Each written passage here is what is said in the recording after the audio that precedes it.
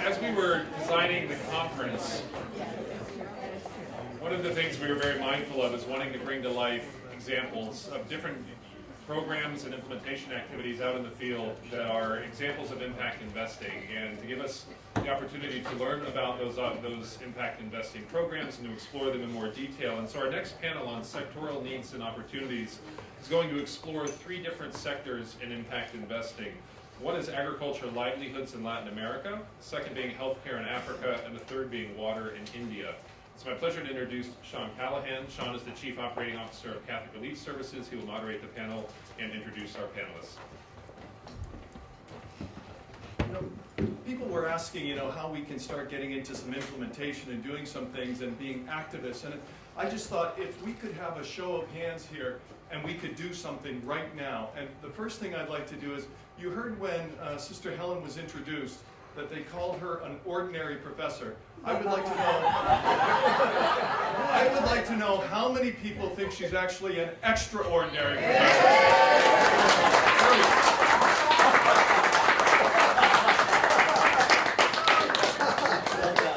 Secondly, I don't know how many of you remember your sermons, the sermons that you hear when you go to church. But I received a sermon 20 years ago in the Christ the King parish in Calcutta when I arrived as a younger pup there. And it was one of the best sermons that I ever received. And I can actually do that sermon for you before our panel. And it was Father Franklin, who was a Salesian, and he got up in front of the church and held up this sign.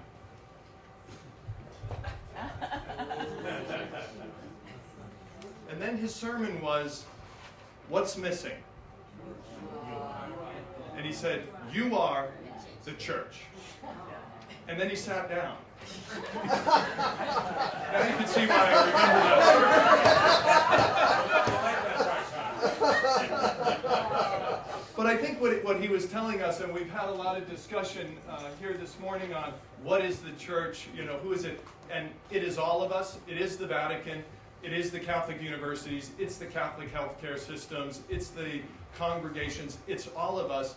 And as we've been talking today, it's not a question of whether, and I think Sister Helen described it, it's not a question whether we do these type of things, it's when and how we do them.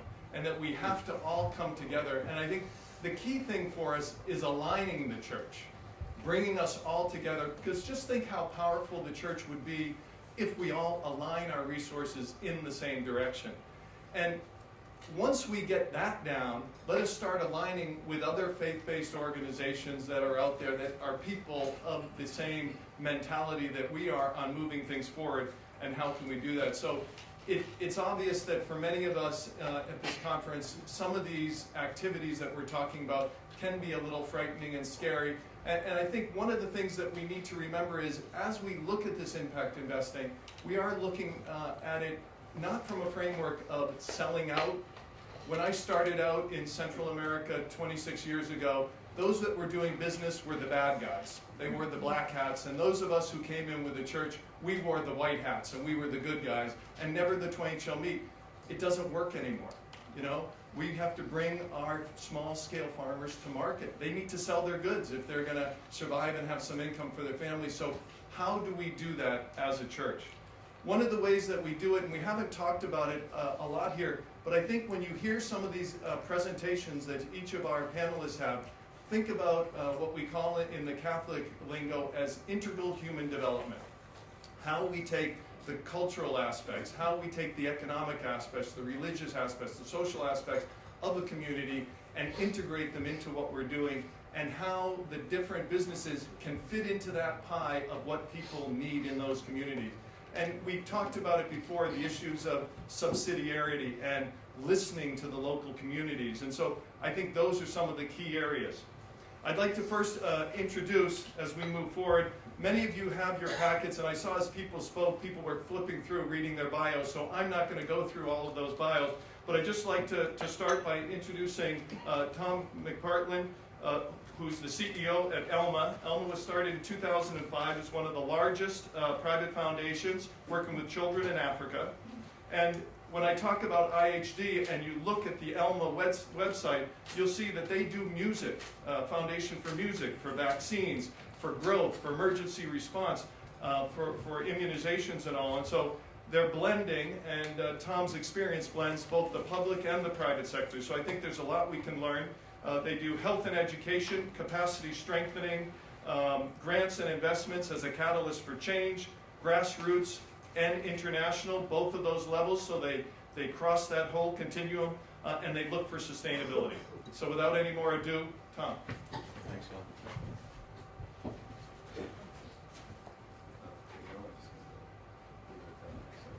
Good morning.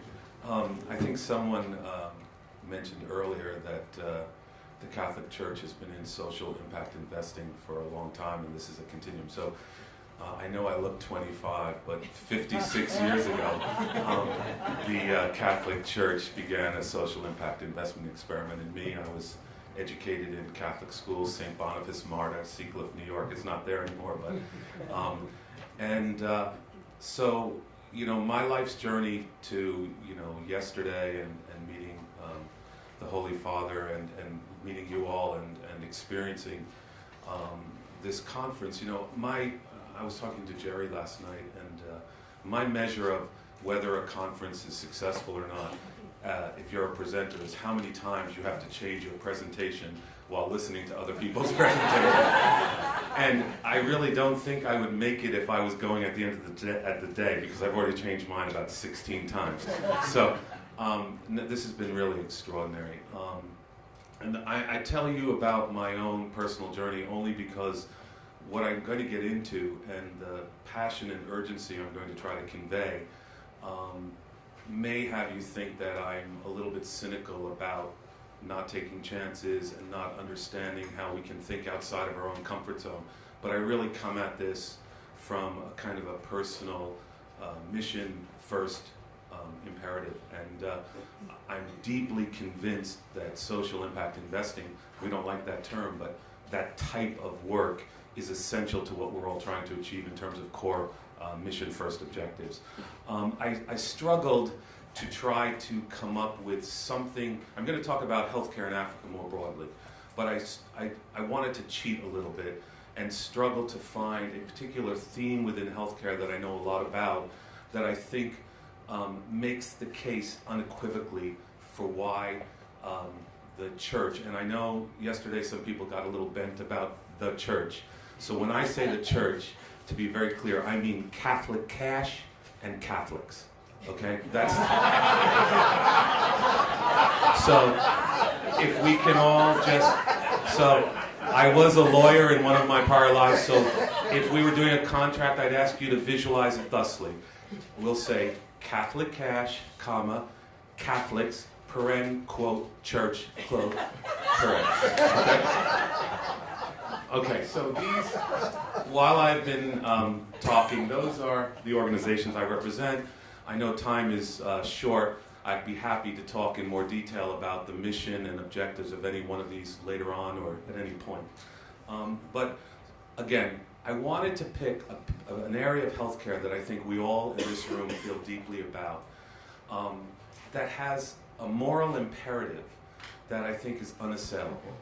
And I wanted to identify an area of healthcare where the only thing that allows it to exist at its current level of dysfunction is poverty. Okay? There is no technical explanation other than poverty. Okay? And so I think if we're going to focus on something in terms of our larger mission, that would be an appropriate area to focus in. Okay. I don't know about you, but the way I was raised, no woman should be able to be allowed to die just because she chooses to bring life into this world. Okay? That to me is unacceptable. And it should be unacceptable to everybody in this room. So 290,000 women still die a year in childbirth. 99% of those are in the developing world, in the most impoverished regions. 6.6 million die before the age of 5, 90%. Now, the most extraordinary thing is 5.5 million are dying per year. 2.9 are newborns, and the other 2.6 don't exist. So I'm giving you that statistic. But when you look at the Lancet and any other baseline, or what Raj was talking about in terms of his USAID statistic, they don't exist. They didn't make it. You were talking, Sister Alfred was talking about, maybe it's better to be, what was the ones that? Exploited, because at least you're here. You exist. You count. These folks didn't even count. All right? These souls never had a chance. Okay? And so maybe somebody at some point, well, now, I thought I only had 5 minutes, so I hope I have 10 minutes. So that number in red, just double when we get to the end. And then maybe one of you tell me what it means. Okay? It's not page numbers. Okay? Now, this is why the church has to invest in healthcare. And Cardinal Turkson, if you look at Ghana, 60% of healthcare provisioning in Ghana is going through the private sector. And if we want to talk about macroeconomic models, 100% of the aid dollars, the expansion capital for healthcare in Ghana, is going into the public sector that delivers only 40% of the healthcare. So from a flawed macroeconomic model, this is not sustainable. And so we have to figure out, those of us in the philanthropic world or civil society have to figure out how we can encourage, stabilize, incentivize, and make faster, better, wider, deeper what's going on in the private sector. Now, just talking about healthcare as a sector, okay? If you look at price to earnings ratio on the New York Stock Exchange or Johannesburg Stock Exchange, as of May 2014, healthcare is, always a very healthy, even if it wasn't massively in need in impoverished areas, it's just a good investment sector. Okay. Similarly, it runs counter-cyclical to many other sectors, and there's always sometimes a hedge investment. Okay. The role of the philanthropic or social impact investor. On this side are faith-based, public hospitals, government systems. They don't generate a financial return, nor should they be asked to.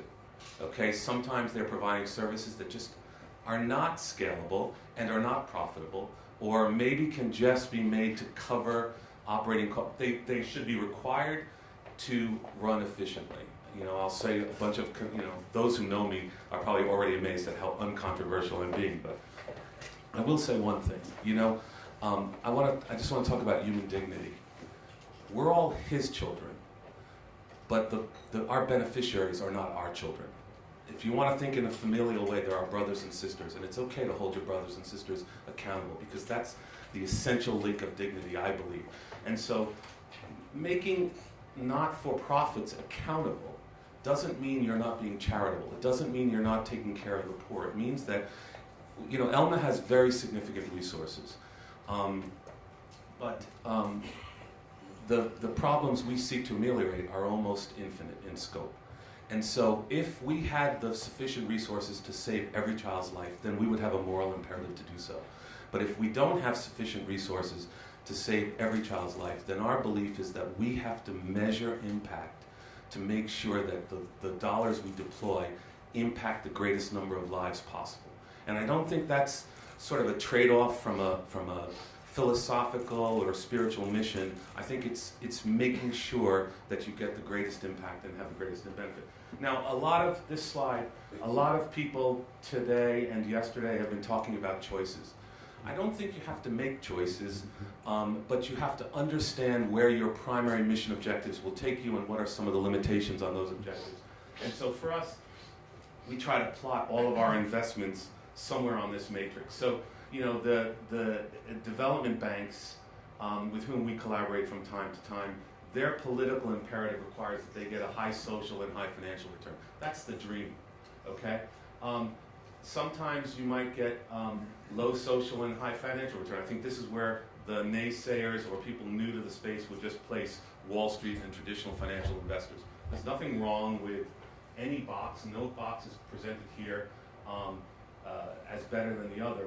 We create this box to navigate our mission objectives. And for ELMA, we're okay. We're willing to trade off high social return for low financial return. Because sometimes, and I'll get to some of the examples in a moment, we're willing to be a loss leader or an advocate for a geography or for a sector to show that you can get a risk-adjusted return in that space. And so hopefully will take a lower return to get the market or the asset class started, hoping that the larger investment community then will follow suit. Sort of proof of concept investments. I just here, we've already been talking about this, but we've been looking at, we invest in individual companies, we've looked at debt funds, things like the Medical Credit Fund, the Africa Health Fund, I'll talk about in a minute, is our private equity fund. And then you've heard Sir Ronald and others talk about social impact or development bonds. There are a number of ways.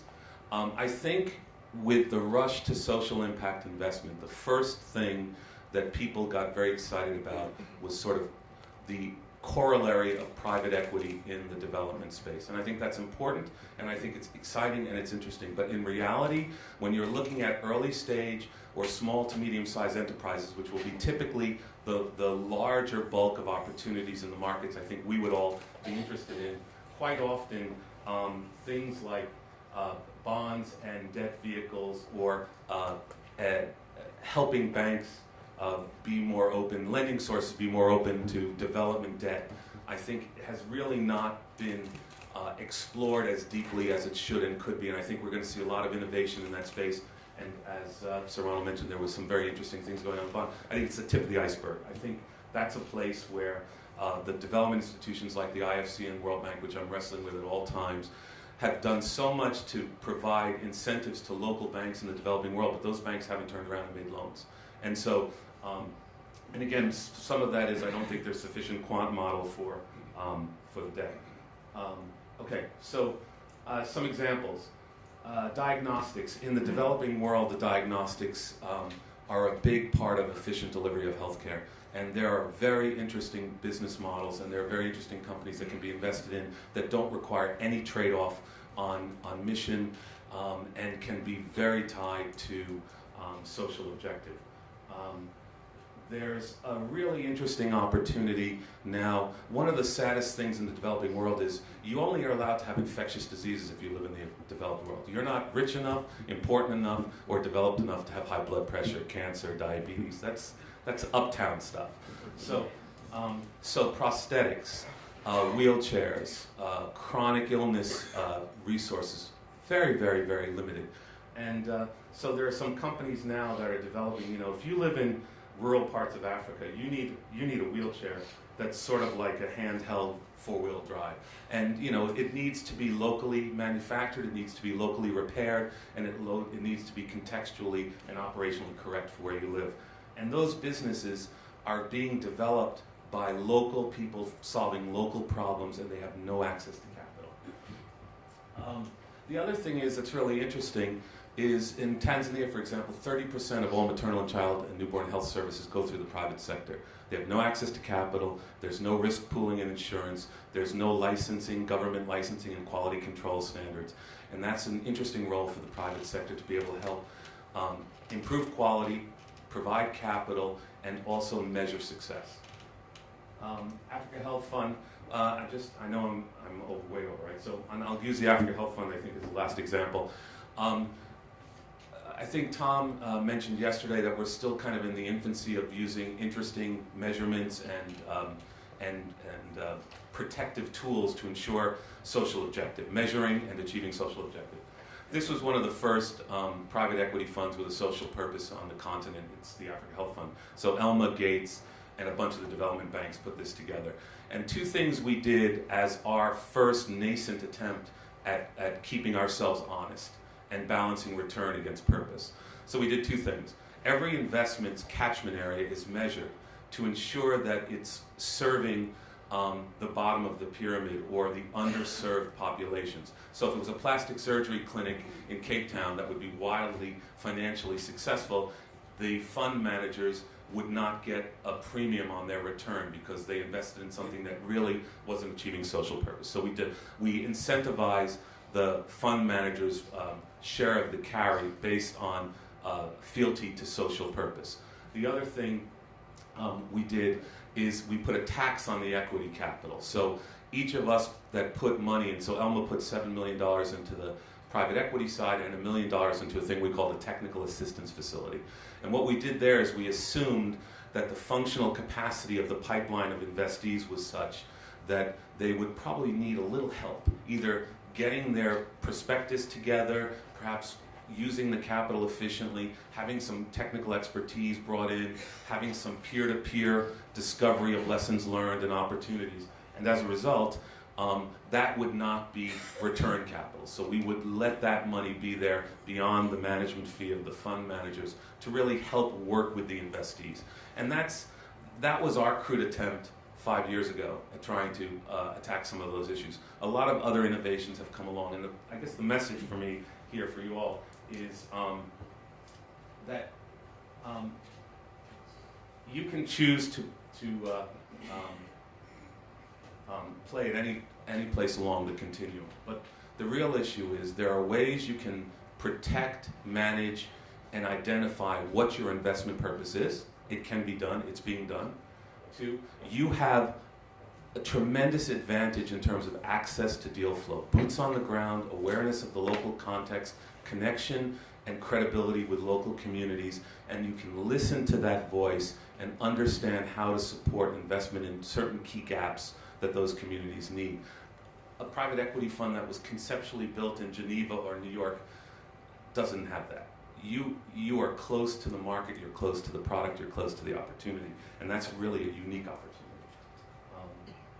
Obviously, I've gone way over, so I'm happy to... The red numbers in the corner. Oh, anybody know what the red numbers are in the corner? The number of children died. Yes, that was the number. Well, and if I'm over, so it's 106 newborns and stillborns died in the time it took me to make that presentation. So this is an urgent issue while we're sitting here. So it's something we could do a lot about. So thanks for your time and your attention. Thank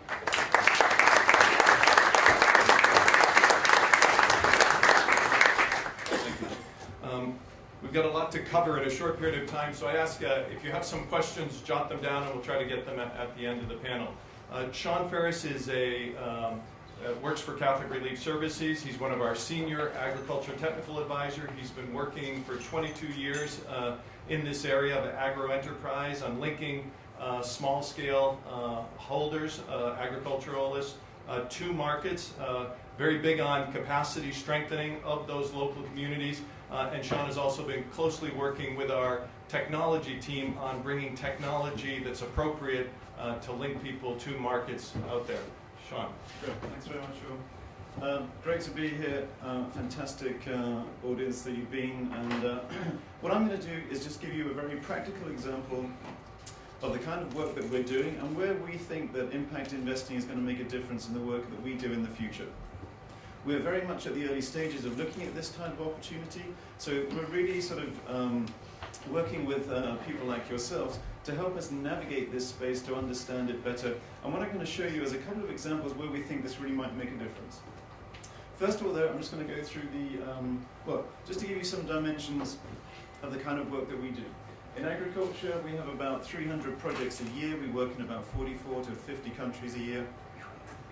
We're investing about $150 million in agriculture every year, and we're getting to around 5 million people. So that gives you an idea of the dimensions of the work that we're working in. We also work with 100 implementing partners, and that number is expanding all the time.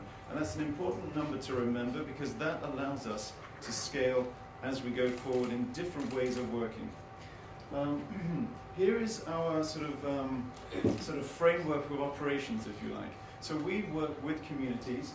And mainly, we're working with this area. These are the poorest, the most vulnerable people in the community, but we're also working with other parts of the community. So these are slightly better endowed, and these are more endowed people.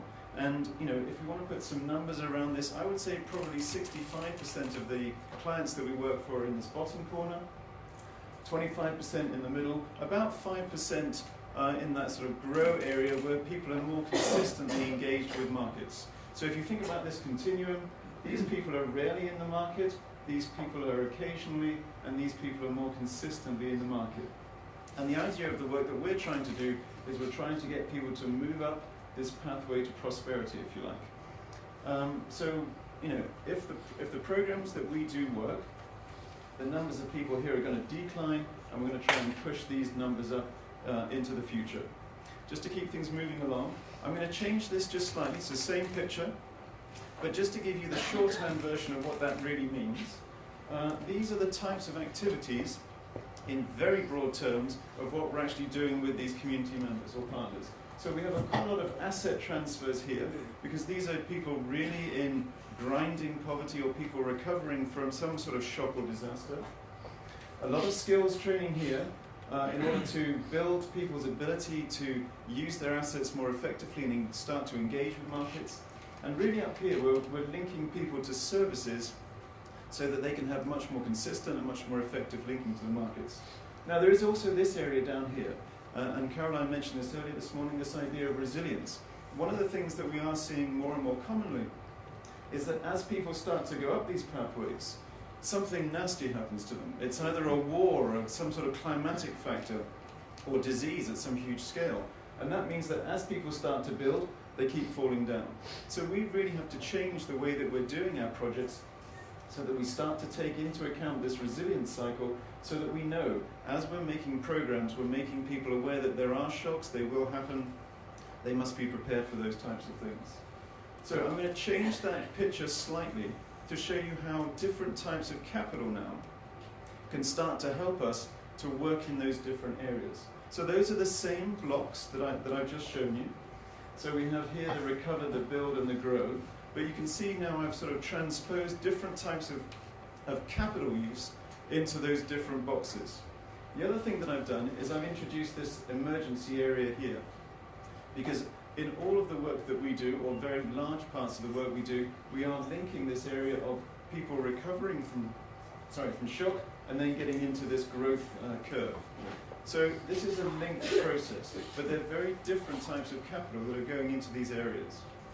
So I'm just going to show you a little bit of an animation to see how we can sort of play with different types of capital and why this is important. Thanks, Rob.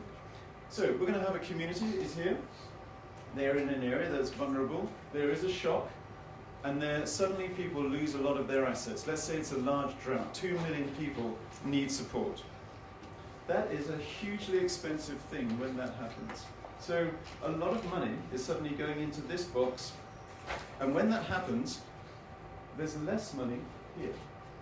And that emergency situation is happening all the time, and it's happening more often. And so rather than sort of having money for development, we're seeing more and more money that used to go into development being taken up by this box. You can imagine that when there's a drought in Ethiopia, we may be feeding, or part of the group that's feeding, up to 12 million people. So that means that $1 billion a year is going into supporting people that could be going into development.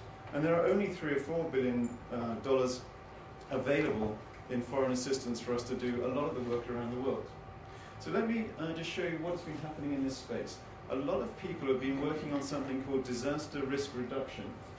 And with this kind of programming, the idea is that when a shock happens, rather than everybody coming down here immediately, because they've got new skills in being able to rebound from disaster or sort of insure themselves against disaster, some people go here, but a lot of people just transition back to here. So we're spending less money here, and it helps us spread the load of the funds that we have available to us. But that really isn't good enough. And what we're being asked to do now is to reprogram again into something which is called resilience programming. So this is a very purposeful effort now to work with communities to make sure that they have the skills to be able to rebound when disaster strikes. So in this case, when we have a shock, and we've designed programs that have really resilient elements in them, what we should be looking at is this type of thing. So we've got some people coming down here, we've got some people coming down here, but the bounce back is much quicker for some other people. And that's because they may have different things or different vehicles, skills, things like microinsurance that allow them to quickly recover from the problems that they've had in the past.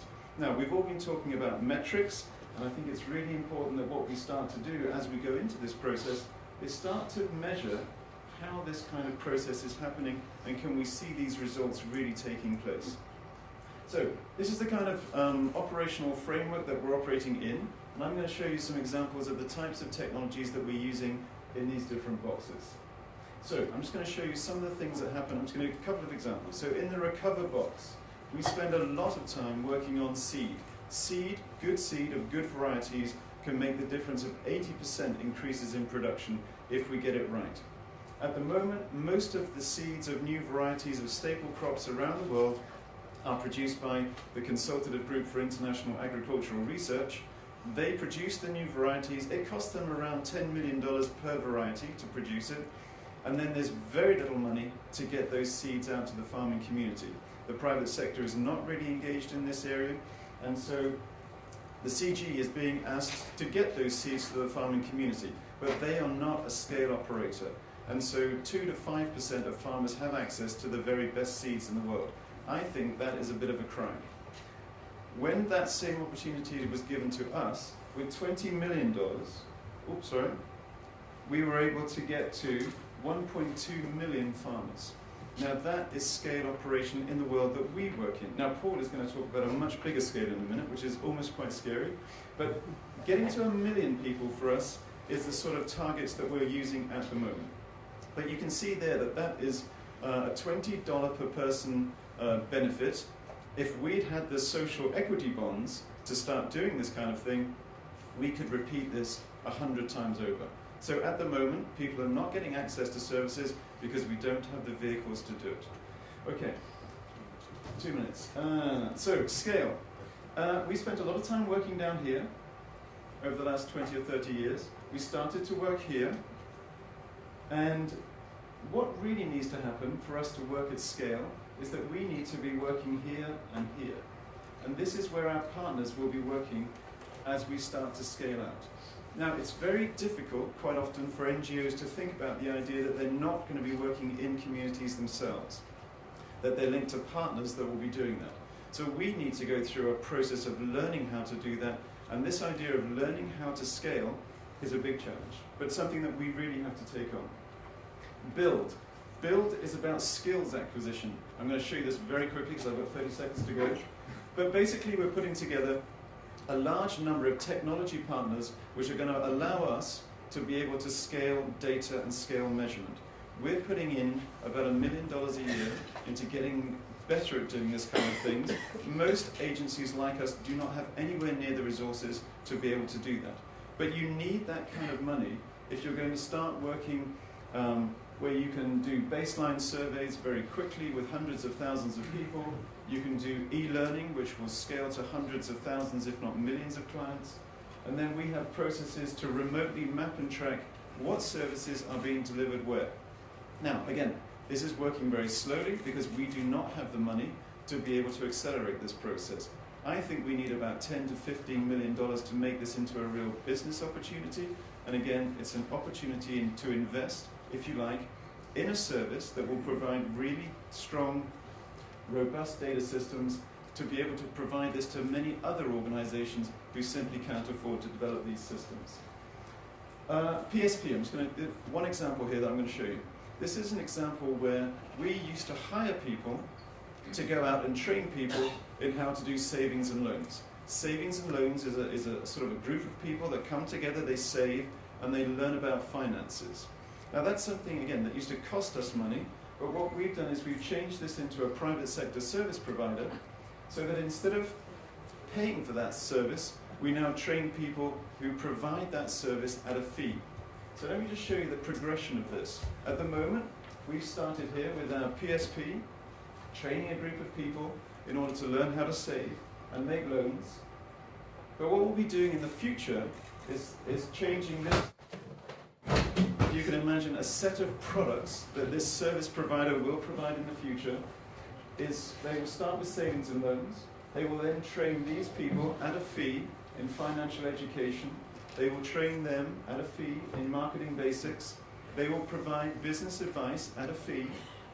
And what that really does, it allows people then to take on different types of financial services with experience and knowledge.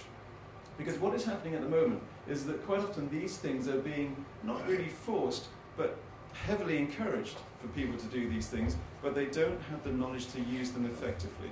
So what we're doing is building out a whole system here of providing services at a fee, which means that we can scale once the project is ended.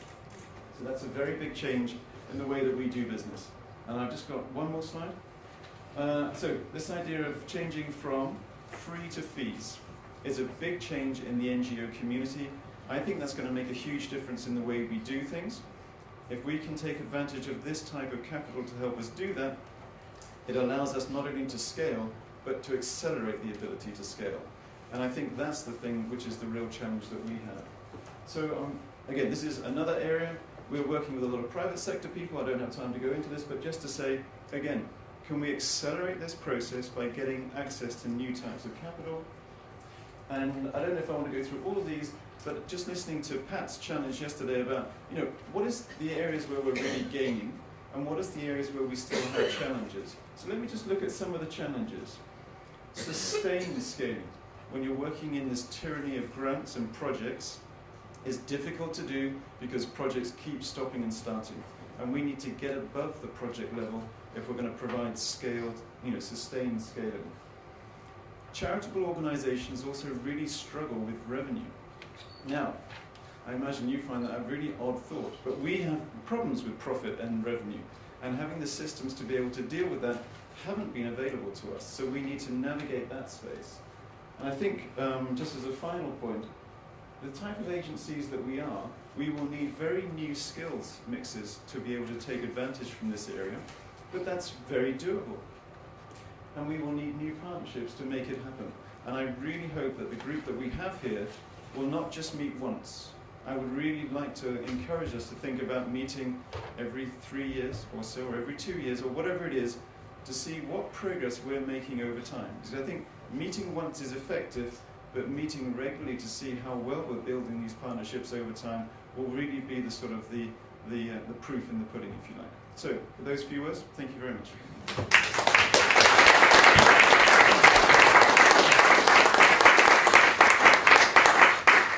Thank you, Shaun. I'd like to pass it over to Paul.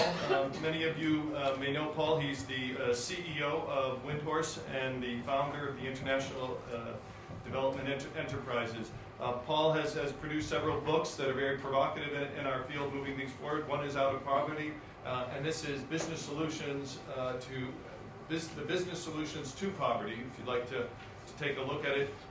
Paul is one that wants us to scale up. He's asking us to look differently at the way we do development, get it out there, and he's got several really key notions. One of them is to be radically affordable and make sure that we get things out there to the people who need it and get to the base communities at a level so that we go to them to ask what they need and how to design it. So I'll hand it over to Paul. This has been, this conference for me has been a blast so far. Sister Helen, your talk blew me away. I'm going to do a quick bird's eye view of a lot of things, so bear with me because I'm going to cover a lot of ground.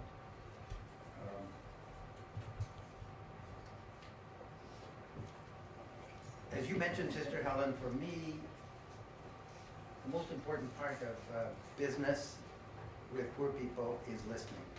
And listening, to me, is not listening to words, but listening with your soul to understand what's going on. Over the past 30 years, I've had long conversations with some 3,000 families who live on less than $2 a day. And they have become my teachers and my friends.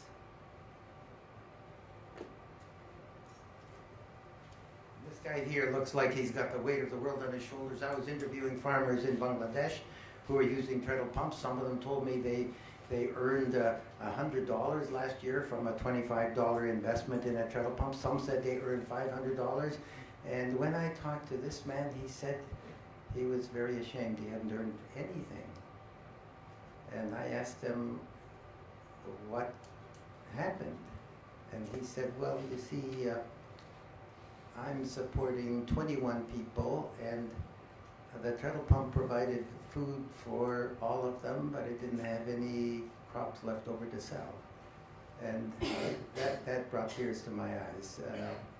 He felt ashamed because everybody was reporting the money they were making.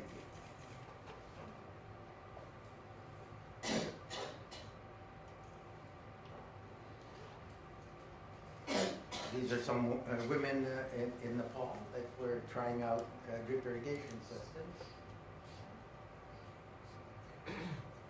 Here's a guy from the hills of Nepal who's very proud of cucumbers. He got essentially a garden hose, stuck it in a stream up above his farm, and when he heard about and he used it for drinking water, but when he heard about drip irrigation, he bought a 1/8 acre drip irrigation kit and earned $250. Prior to that, his surplus was about $100 to $200. 5 years later, he and his family were earning $4,000 a year. They had 2 acres of high-value off-season horticulture crops. They had 4 water buffaloes and sold $500 worth of milk. They were growing fingerlings for tilapia and selling them to the neighbors. They were loaning out money. They bought a 6/10 of an acre of an orange grove up above where they were. Not everybody can make that kind of money, but pretty much routinely they can add several $100s a year in net income, which is transformative at $1 a day.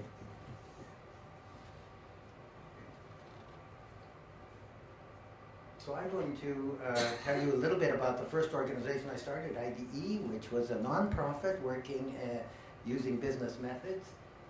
And its basic premise was to treat poor people, that is dollar-a-day people, as customers instead of as recipients of charity. One of the first things people told me when I talked to them, when I asked them why they were poor, they said they were poor because they didn't have enough money. When I asked them how they could get out of poverty, they talked about making more money from farming because that was their principal source of livelihood. Most of the people in Bangladesh lived in the dry season with water 12 feet below their feet. And so we started distributing and mass marketing a treadle pump, which a Lutheran organization had designed.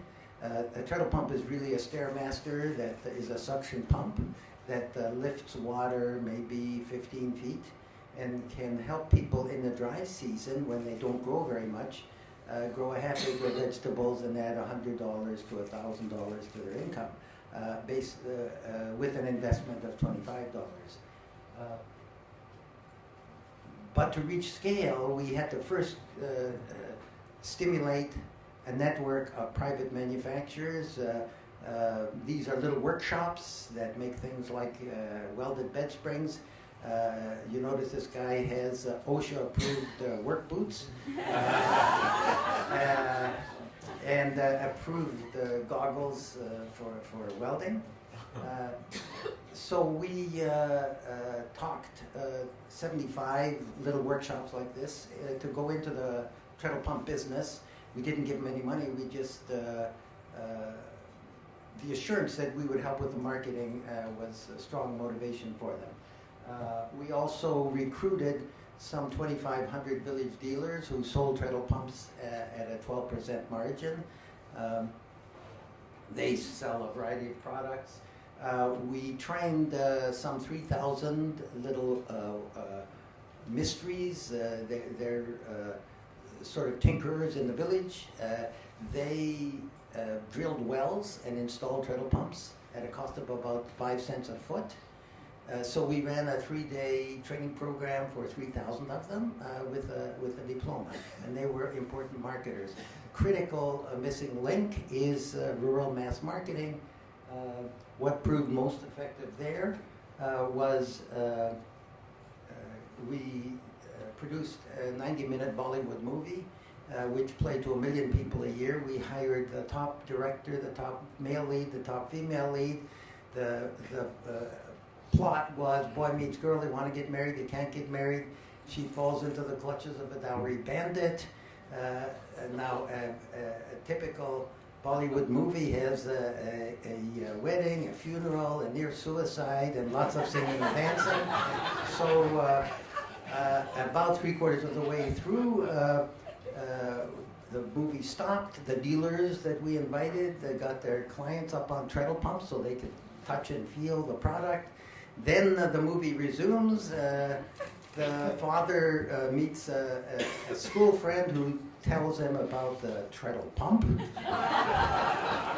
So he buys the treadle pump, makes a lot of money, they get married and live happily ever after. A little hokey, but that played to 1 million people a year. And with treadle pumps, we had the same problem as a politician without name recognition. So they introduced the product, and so you marketing and aspirational branding is a critical piece of anything. I believe that anything you do has to have a measurable impact and scale. This is the basic data for the first 25 years of IDE. We spent about $78 million from contributors and from grants. The farmers who live on less than $1 a day themselves invested $139 million, and the net impact was an aggregate $288 million a year in new net income. And those kind of results, they're measurable, and they can be achieved anywhere if you apply some of these basic principles. Now I want to talk about what's happening now. 4 years ago, I handed over IDE to my successor, and I think that the biggest unresolved issue for development today is meaningful scale. There are 2.7 billion people who live on less than $2 a day. Big business is the obvious prime mover for scale. So what I'm working on now is creating a model for a new kind of multinational. As one of the things that struck me about the Pope's statement to Davos is this quote: "I ask you to ensure that humanity is served by wealth and not ruled by it." That's been mentioned a number of times.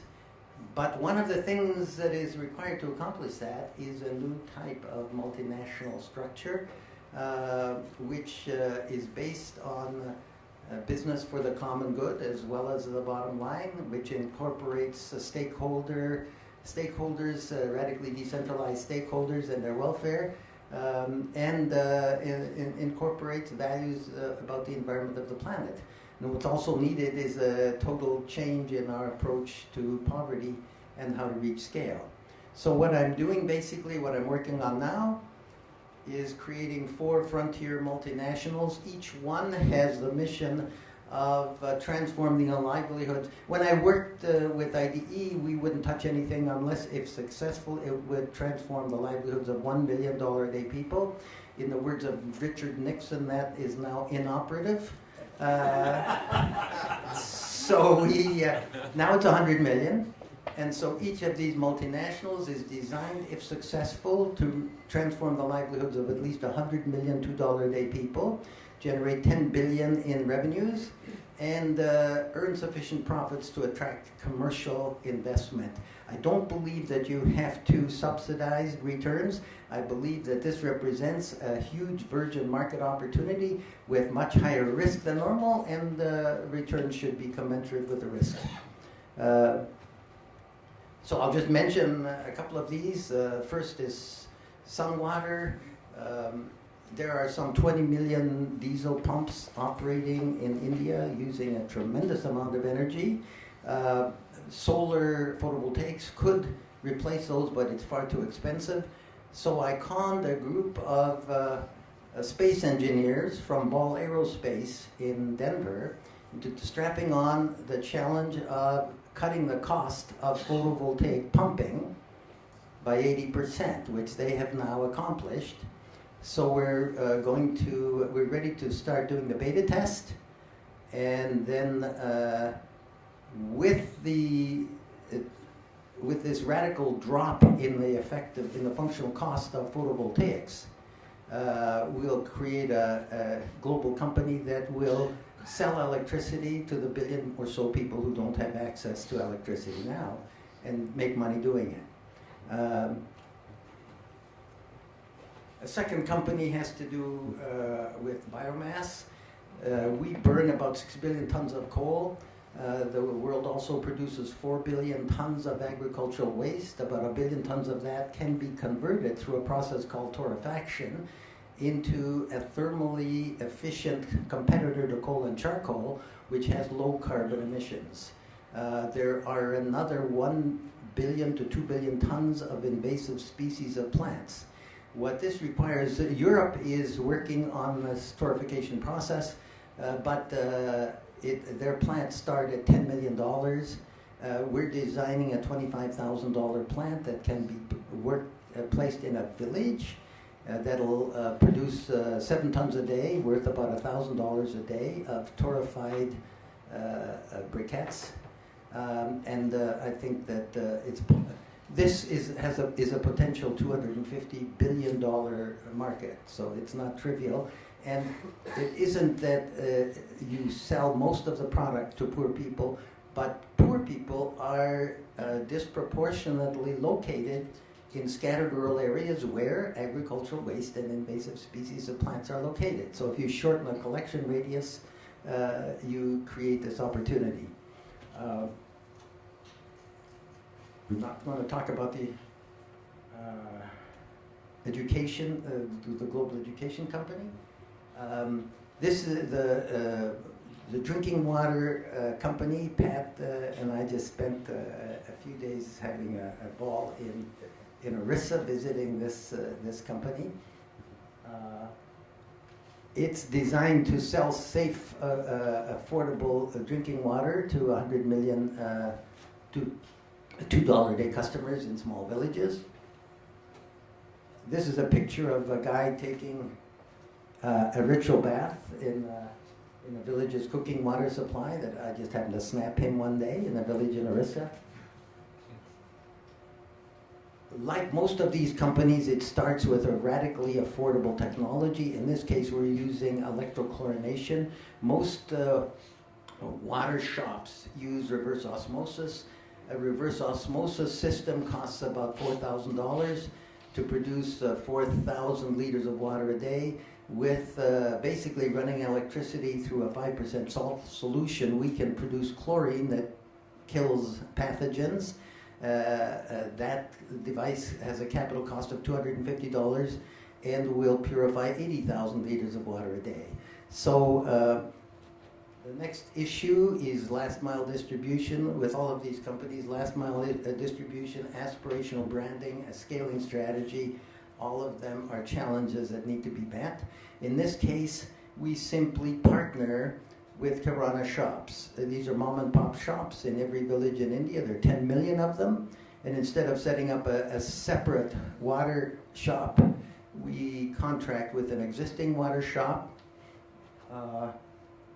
This is a typical shop. We build a 3,000 liter water tank, which the shopkeeper fills with contaminated water from his own shallow well. And then our staff comes along with a 3/4 liter of water purifier, adds it to the water in the tank, and when it's judged safe, the shopkeeper sells it. A critical part of this is developing an effective, radically decentralized marketing program.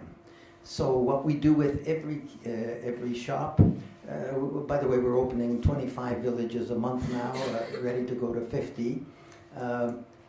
We hold a celebration with music and entertainment, so that on opening day, the shopkeeper sells about 400 liters of water a day.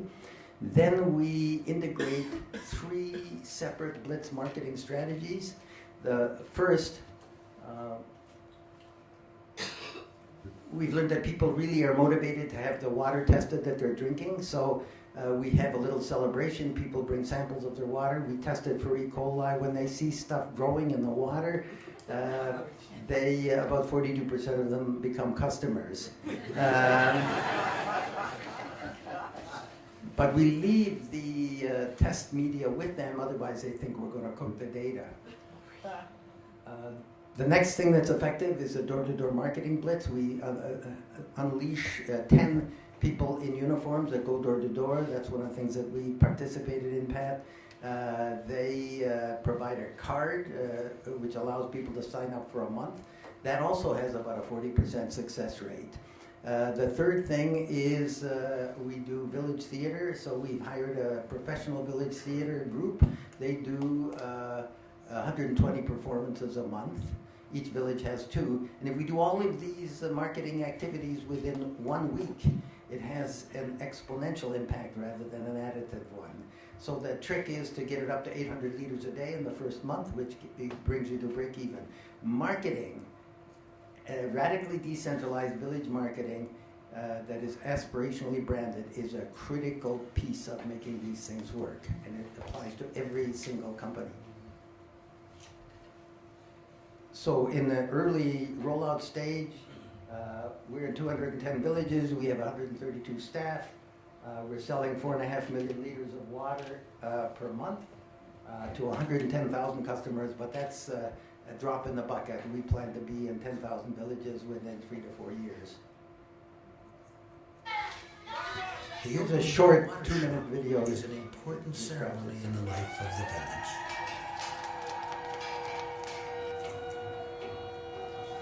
Can we turn down the lights some? More and more customers in rural Orissa are buying safe water from their local small shop for 4 cents a day. They're buying it from small village shopkeepers. Windhorse and Spring Health India partner with the shopkeepers and install a 3,000-liter cement tank next to the shop, which the shopkeeper fills with water from his shallow open well, which is usually contaminated with fecal pathogens.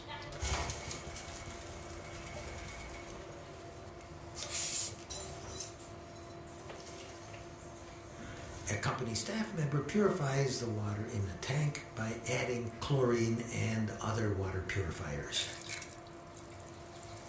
A central part of the Spring Health rollout strategy is creating a strong, dependable brand identity in small, remote rural villages. A bicycle home delivery service carries jerry cans filled with safe drinking water to customers' homes up to 3 kilometers from the kiosk at a cost of 8 cents for 10 liters compared with 4 cents at the kiosk.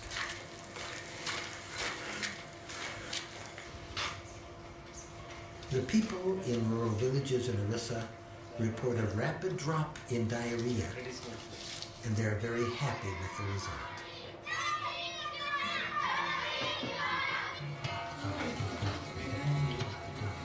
Over the next 3 years, we will partner with 10,000 village shops and sell safe drinking water to 5 million people.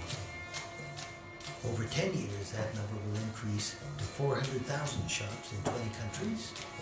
And with new access to safe drinking water, 200 million rural people will lead more prosperous and healthy lives.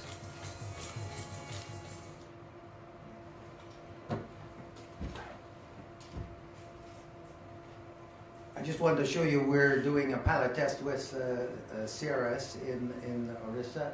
Here are women in a CRS village receiving some of the drinking water.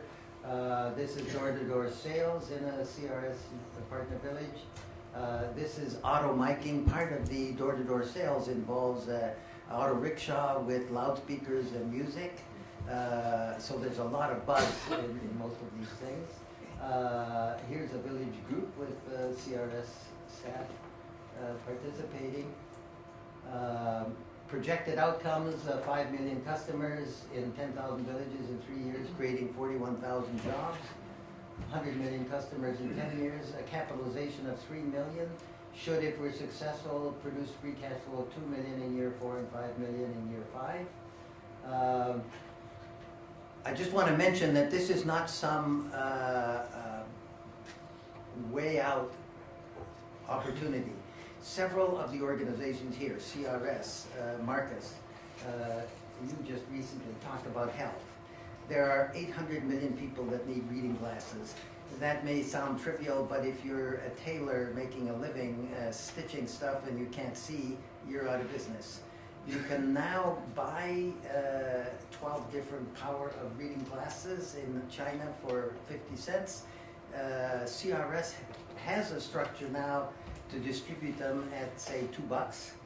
More recently, a group has found a way to do it for $1 and at a cost of 25 cents. There's a global business. Marcus, you were talking about 30 bucks. All you have to do is decrease that to $3. There's now a technology. That's not that impossible, really. There's a technology now that takes a drop of blood and can do 50 different analyses in TB and malaria. That will tell you not only if you have the disease, but what strain it is genetically. And if you attach a trained paraprofessional, somebody, a health worker, to a Corona shop, you can develop a whole package of treatment for about $4 a pop, with backup by mobile phone to health facilities. So these things are not pipe dreams, they're real. All you gotta do is define a market opportunity with 1 billion customers, there are a lot of those, and come up with a plan with market penetration of 10%. All it takes is one person with a dream, and from the many people I've met, there are a lot of those people in this audience. Thank you very much.